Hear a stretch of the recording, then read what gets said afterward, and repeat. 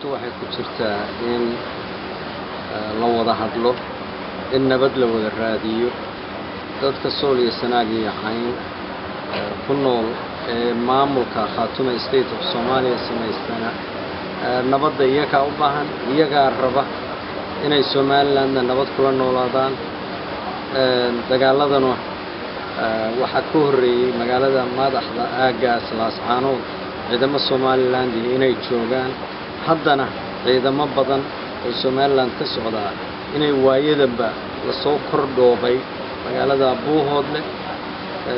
cid ka faa'iideysa qolaad iyo dagaal sokeeye ma ay jirto anagu nabad baanu diyaar u nahay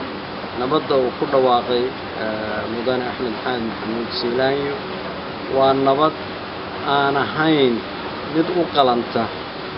ummadana ay ku qanacsan tahay Siilaanyo waxa uu ka hadlayaa waa anagoo maamula ama dawladda iyo dad shacbi oo meesha ku nool aan wada hadalno arintaas mid ummadana qabatana maaha mid waaqacaya la socdana maaha anagu waxaan diyaar u nahay haday beelahooda hadlayaan inay beelahooda hadlaan haday noqoto maamuladu inay wada hadlaan maamulka Khaatume State of Somalia iyo Somaliland haday wada hadlayaan anagu taana diyaar baan u nahay beelaha iyo waxgaradka iyo culamaa diinka ummadda dhulka ku nool haday wada hadlayaan oo la isla raadinayo nabadna diyaar baan u nahay laakiin anoo dawladda oo maamula yaan rabaa inaan la hadlo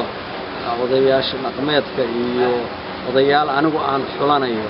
taas mid soconaysana maaha mid xal keeni kartana maaha